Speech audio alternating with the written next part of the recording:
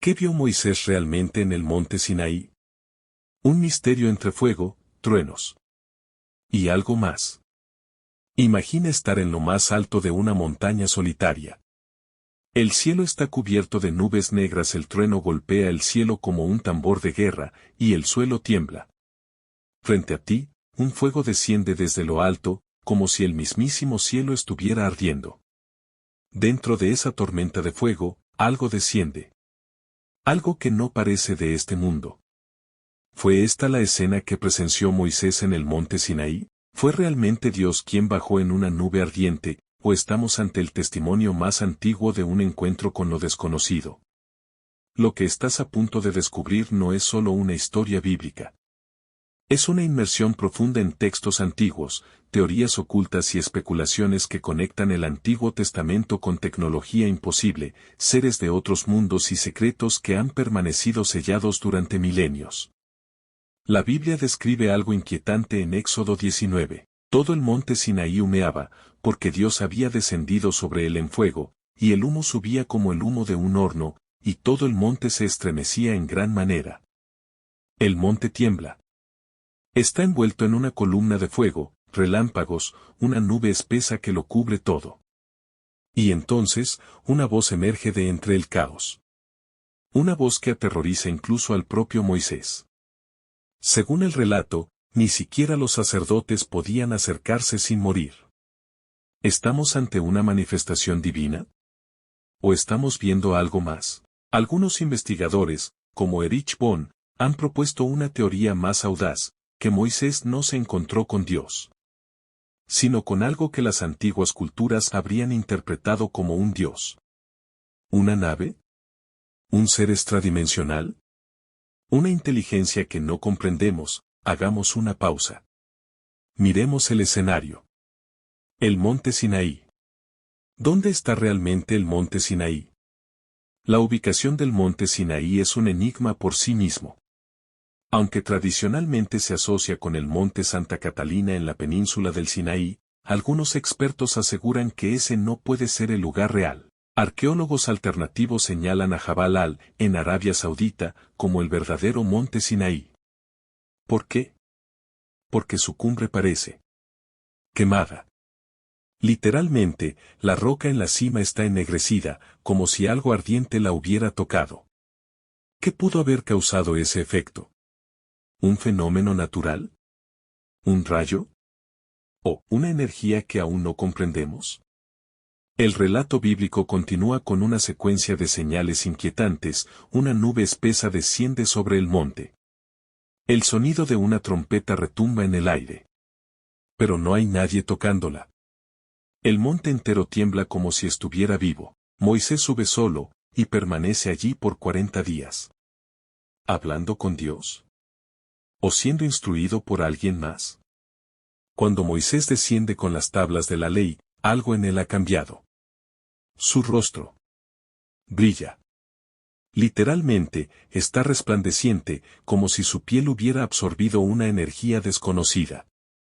Los israelitas no pueden ni mirarlo. Tiene que cubrirse con un velo. ¿Energía divina? ¿O radiación? ¿Podría esta luz ser un efecto de exposición a una tecnología que no comprendía? ¿Fue Moisés testigo de una nave? Algunos investigadores proponen que lo que Moisés presenció fue el aterrizaje de una nave no humana. ¿Absurdo? No tanto. Veamos las coincidencias. La columna de fuego que guiaba a los israelitas de noche. La nube luminosa que los guiaba de día. Una voz que hablaba desde esa nube. Órdenes que llegaban desde una presencia oculta en el cielo. ¿Y si esa nube era una forma antigua de describir una nave flotante? El físico Jacques Vallée ha propuesto que muchas apariciones divinas en la antigüedad podrían haber sido manifestaciones tecnológicas interpretadas como milagros. ¿Podría este ser uno de esos casos? La conexión con los ángeles caídos. En el libro de Enoc, un texto apócrifo prohibido durante siglos, se habla de los vigilantes, ángeles que descendieron a la tierra en montañas ardientes. Les enseñaron a los hombres metalurgia, astronomía y magia. Su descenso fue acompañado por fuego y terremotos. ¿te resulta familiar? ¿Y si lo que Moisés vio fue el regreso de esos antiguos seres? ¿Y si lo que recibió no fueron simples mandamientos, sino un conocimiento más profundo, oculto bajo el lenguaje religioso? Las tablas de piedra, simple escritura o tecnología. Las tablas de la ley fueron entregadas directamente por el dedo de Dios, talladas con fuego. Pero en el Éxodo, cuando Moisés desciende del monte y ve a su pueblo adorando al becerro de oro, rompe las tablas. Luego, Dios le ordena hacer otras dos, pero estas ya no son hechas por Dios, sino por Moisés. ¿Significa esto que las primeras no eran simples piedras? ¿Y si eran algún tipo de artefacto? Hay estudiosos que comparan las tablas originales con dispositivos que podrían haber almacenado información. ¿Un tipo de disco ancestral? ¿Una tecnología perdida? ¿El Arca de la Alianza, un contenedor para algo más? Después de recibir las tablas, Moisés construye el Arca de la Alianza para guardarlas. Pero el arca no es solo un cofre. Es un objeto rodeado de misterio, emitía rayos. Mataba a quien la tocaba. Necesitaba ser transportada de forma muy específica. Era custodiada como el mayor tesoro. ¿Realmente era solo un símbolo religioso? ¿O estamos hablando de un artefacto que contenía energía? ¿Tecnología? ¿O incluso las verdaderas tablas? ¿Y si todo fue una instrucción? Moisés estuvo 40 días y 40 noches en lo alto del monte. Nadie más podía subir. Nadie más vio lo que él vio. ¿Fue adoctrinado? ¿Instruido? ¿Preparado? Algunas teorías sostienen que los profetas no eran simplemente elegidos, sino contactados. Personas seleccionadas para llevar mensajes, códigos o leyes a una civilización primitiva. ¿Qué vio Moisés en el monte Sinaí? ¿Un dios? ¿Un ángel? ¿O una inteligencia antigua que ha guiado a la humanidad desde las sombras? ¿Fue Moisés parte de una historia más antigua que la Biblia misma? Antes de Moisés, antes incluso de los patriarcas de Israel, existía una vasta red de mitologías y relatos sagrados que hablaban de dioses que descendían del cielo envueltos en fuego, truenos y humo. ¿Podría ser que la historia del monte Sinaí no fuera única, sino una variación más de una narrativa ancestral? ¿Una visita que se ha repetido, una y otra vez, a lo largo de las eras?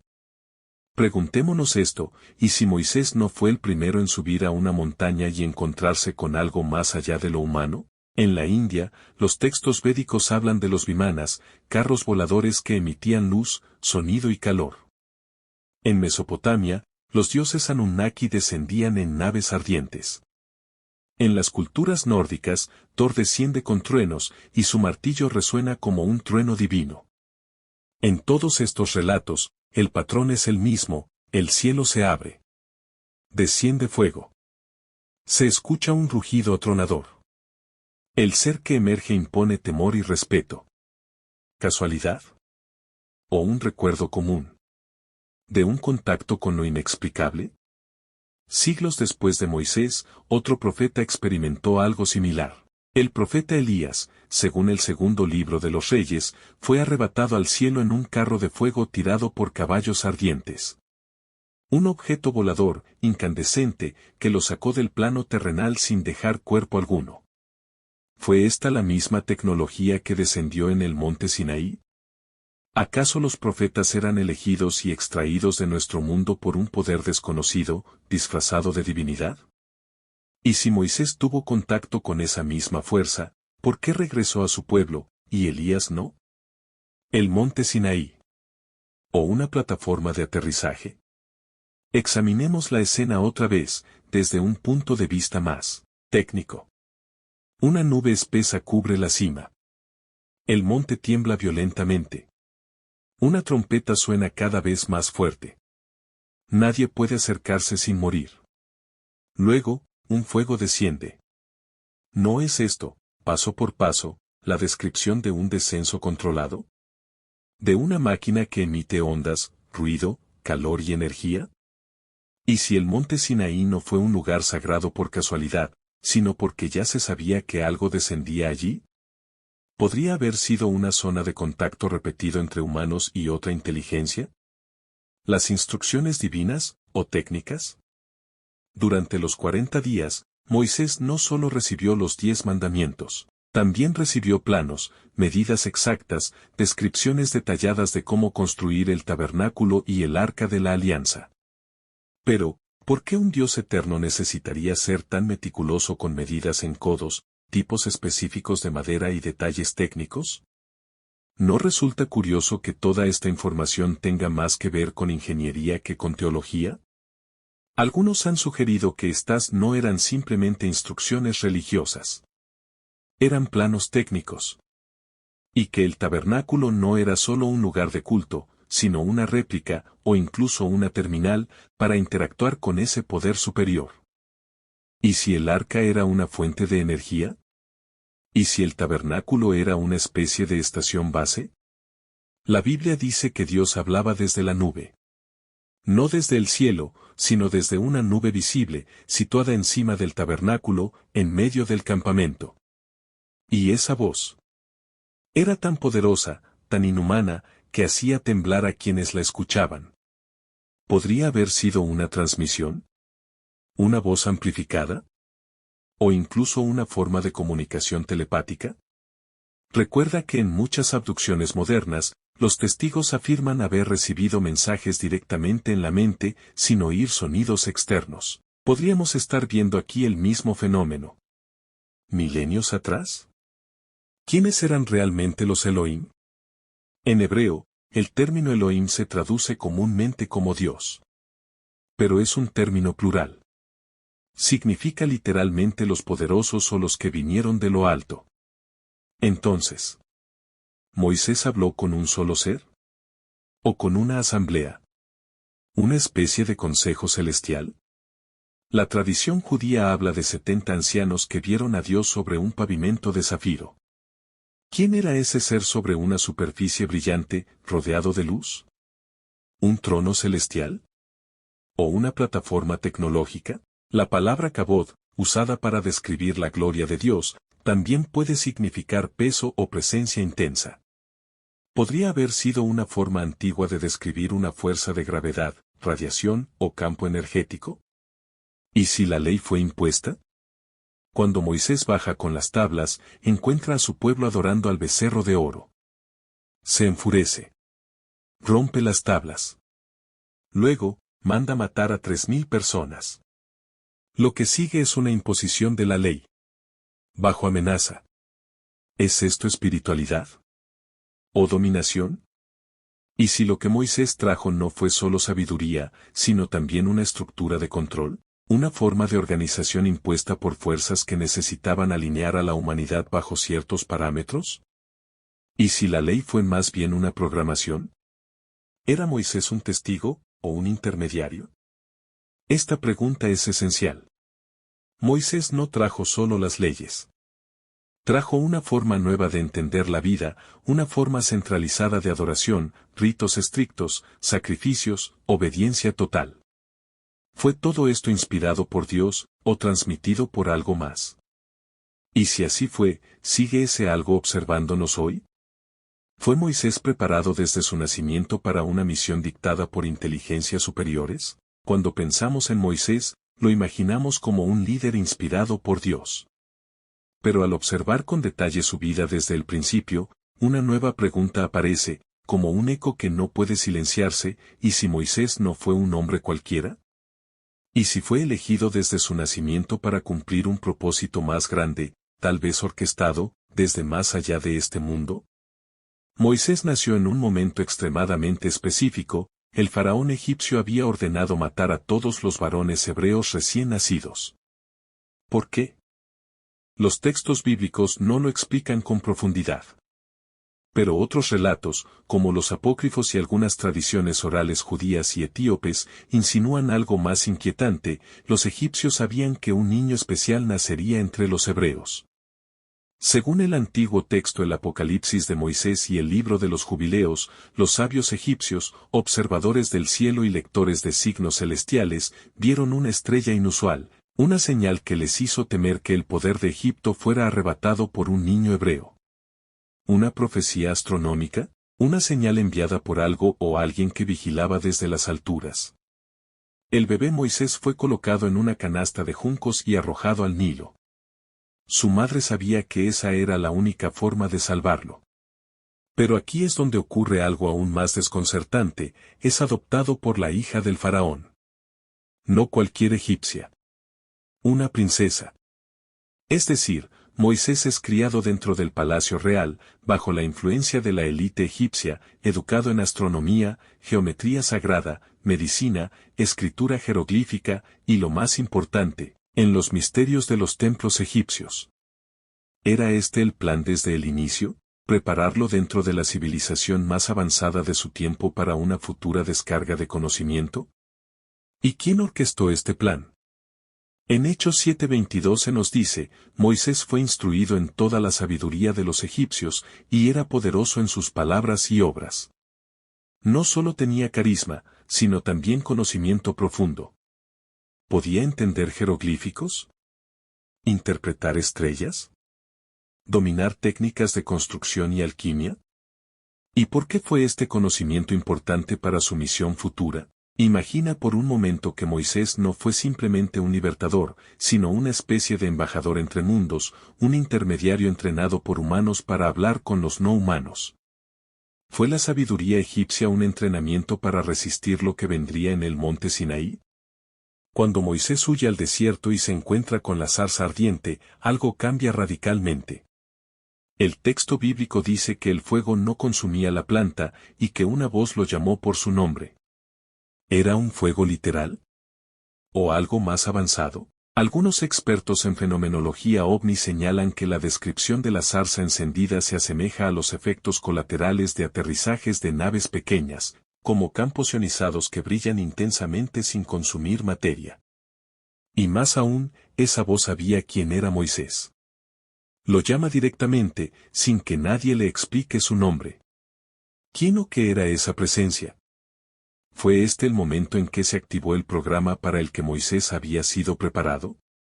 Cuando Moisés le pregunta a esa entidad cuál es su nombre, la respuesta es desconcertante: yo soy el que soy. Pero en el hebreo antiguo, esta expresión no es simplemente un título divino. Es una ecuación del ser, una frase que juega con el tiempo y el espacio.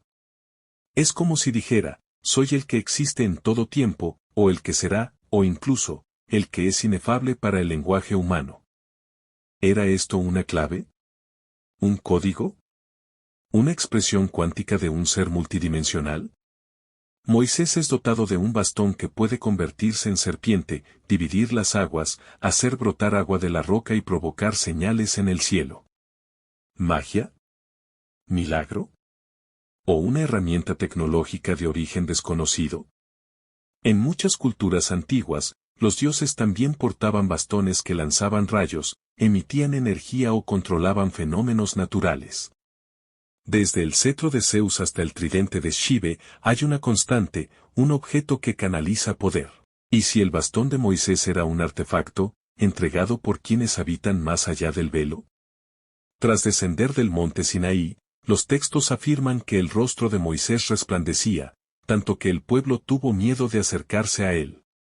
Debía cubrirse con un velo. Pero, ¿por qué brillaba?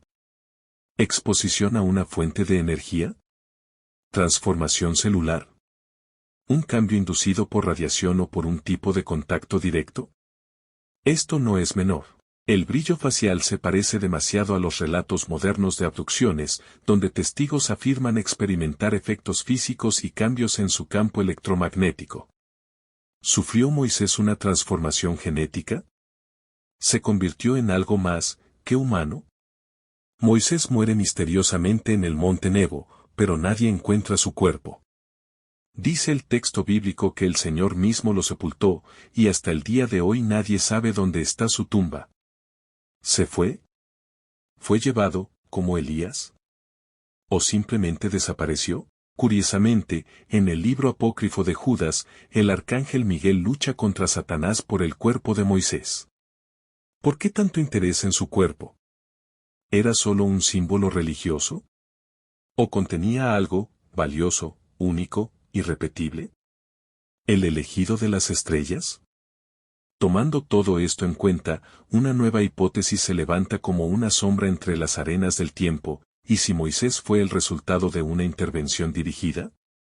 ¿Una mezcla genética específica? ¿Un programa de contacto entre humanos y entidades de un nivel superior? El Arca de la Alianza.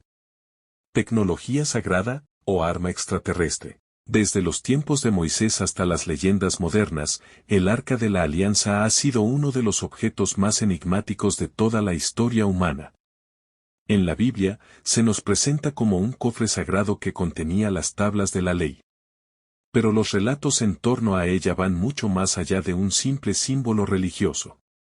Se dice que emitía fuego, que mataba a quienes la tocaban, que derrotaba ejércitos enteros, y que incluso comunicaba la voluntad divina. La pregunta inevitable es, ¿qué era realmente el Arca de la Alianza? ¿Una reliquia espiritual? ¿O una tecnología avanzada, demasiado poderosa, que no pertenecía del todo a este mundo? El arca no fue improvisada. Fue construida según instrucciones precisas que Moisés recibió en el monte Sinaí. Medidas exactas.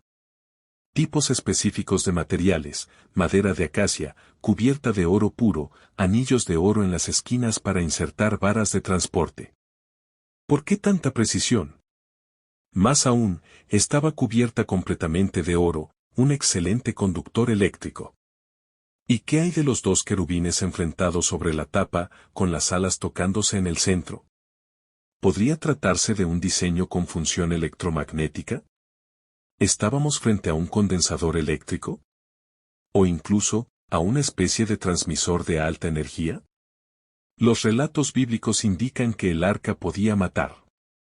En Samuel 6, cuando los filisteos capturaron el arca y la llevaron a su ciudad, fueron azotados por llagas misteriosas, y muchos murieron. En 2 Samuel 6, un hombre llamado Usa fue fulminado al intentar estabilizar el arca con sus manos.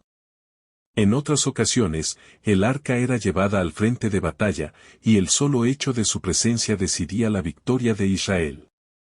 ¿No suena esto como una tecnología que emite radiación? ¿Un campo de energía letal para quienes no seguían los protocolos exactos? Y si era tan peligrosa, ¿por qué alguien le daría esto a una civilización de la Edad del Bronce? Un generador de energía divina. Algunos investigadores han comparado el arca con dispositivos modernos, un generador de alta frecuencia, un condensador de plasma, un transmisor interdimensional. La tapa del arca se llamaba el caporeto propiciatorio. Desde allí hablaba la voz de Dios. Pero no era una voz espiritual, sino una voz localizada entre los querubines, audible solo desde una posición específica. ¿Era esto una especie de interfaz de comunicación? ¿Una terminal desde donde alguien, o algo, emitía órdenes, instrucciones o mensajes? El arca no estaba sola.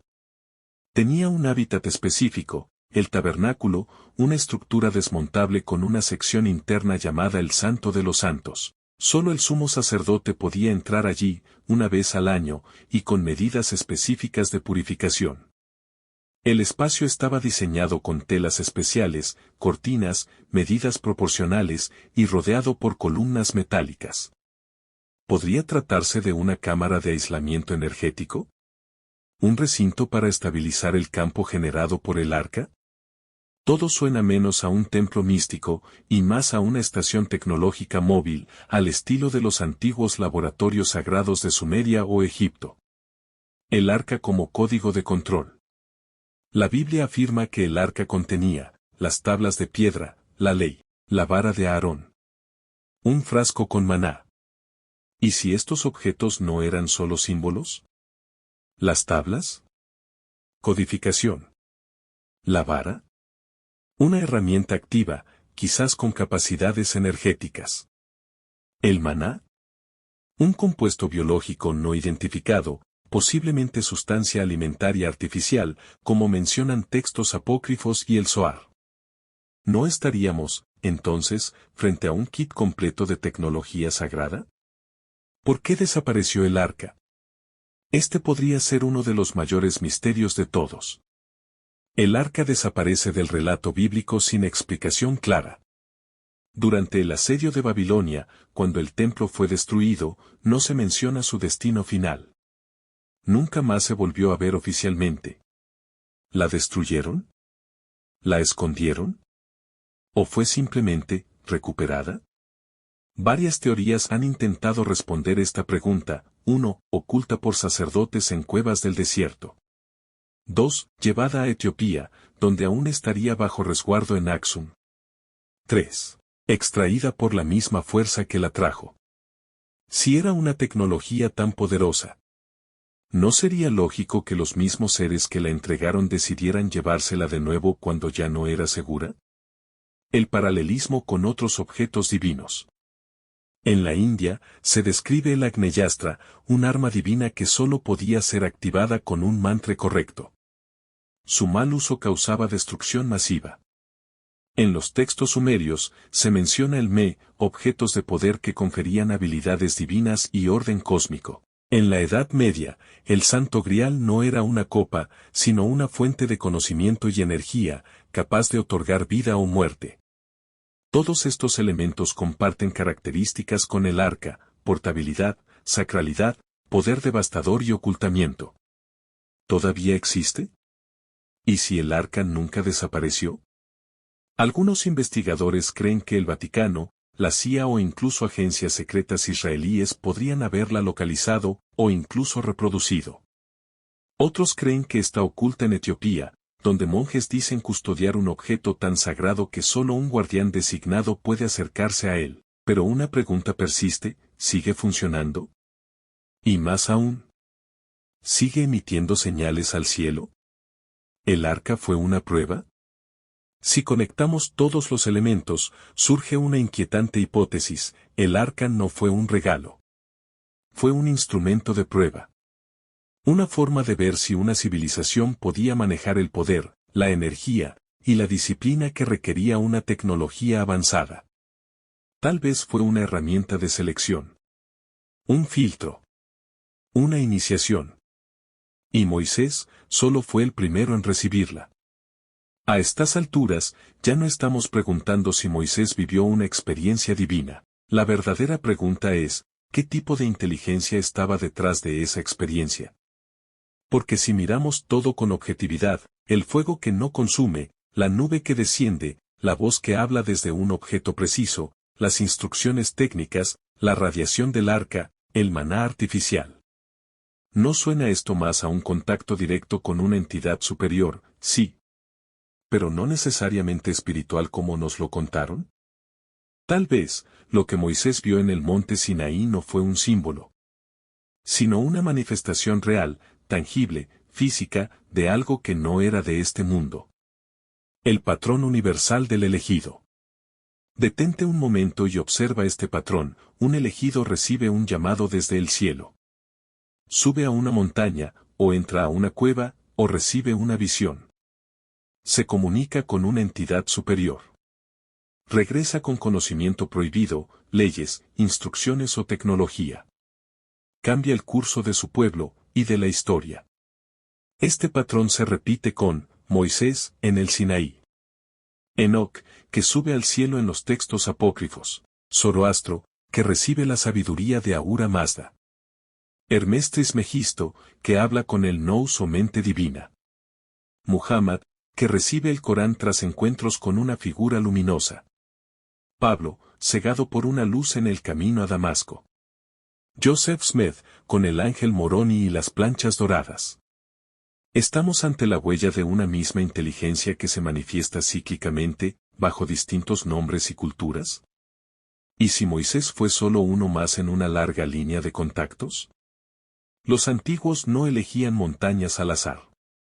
En muchas culturas, las montañas eran lugares de contacto entre el cielo y la tierra. El Sinaí, aislado, rocoso, imponente, puede haber sido un punto de acceso. ¿Pero acceso a qué? ¿Un portal dimensional? ¿Un portal dimensional? Una base temporal para naves o entidades que interactúan con la humanidad. Un nodo energético de la Tierra, como proponen las teorías de la red de ley. ¿Y si ese monte aún guarda secretos bajo la arena? Y si lo que Moisés encontró allí no desapareció, sino que permanece latente, esperando un nuevo contacto. La Biblia dice que Moisés hablaba con Dios cara a cara, como un hombre habla con su amigo, pero este Dios no se presentaba como una figura vagamente espiritual. Tenía instrucciones precisas. Mandaba construir objetos físicos. Impartía castigos. Tenía emociones, incluso rabia y celos. ¿No suena esto más a un ser consciente, poderoso, pero limitado? Tal vez no Dios en el sentido eterno, sino un intermediario. Un agente. Un emisario. Algunos textos gnósticos antiguos hablaban de esto. Llamaban al creador de este mundo el demiurgo, una entidad poderosa pero no el Dios verdadero. ¿Fue Moisés guiado por esta inteligencia intermedia? ¿Y si el legado continúa? Muchos creen que Moisés fue el último en su tipo. Pero ¿y si fue el primero de una línea oculta de iniciados? Personas que han sido contactadas a lo largo de los siglos. Que han recibido fragmentos del mismo conocimiento. Algunos especulan que los templarios custodiaban secretos de Moisés. La cábala hebrea descifra los códigos ocultos que él trajo. Las sociedades esotéricas como los Rosacruces y la masonería derivan su linaje simbólico de este encuentro original. Y si hay personas hoy, científicos, místicos, incluso gobiernos, que todavía siguen intentando recrear el contacto. Las señales en el presente. Cada año, aumentan los reportes de luces descendiendo sobre montañas. Fenómenos inexplicables cerca del Sinaí. Misteriosas frecuencias detectadas en desiertos sagrados. ¿Y si están regresando? ¿Y si lo que Moisés vio no fue una visión del pasado, sino una revelación del futuro? Moisés fue testigo de algo que cambió la historia, un encuentro, un mensaje, un legado. Pero la verdadera pregunta no es solo qué vio Moisés, sino, ¿qué haríamos nosotros si viéramos lo mismo? ¿Lo ignoraríamos? ¿Lo adoraríamos? ¿Intentaríamos entenderlo, o repetiríamos el error de idolatrar lo que no comprendemos? Quizás el mensaje no era solo para su generación. Tal vez fue un eco hacia el futuro, una advertencia velada para aquellos que estamos empezando a mirar al cielo con nuevas preguntas. Porque si Moisés vio realmente a una inteligencia no humana, entonces la historia sagrada, la ciencia antigua, la tecnología perdida y la espiritualidad moderna son una sola cosa. Y el próximo Sinaí podría ser cualquier parte del planeta. Si te impactó esta historia, si sientes que hay más detrás de lo que nos contaron. Suscríbete, activa la campana y únete a nuestra comunidad de buscadores.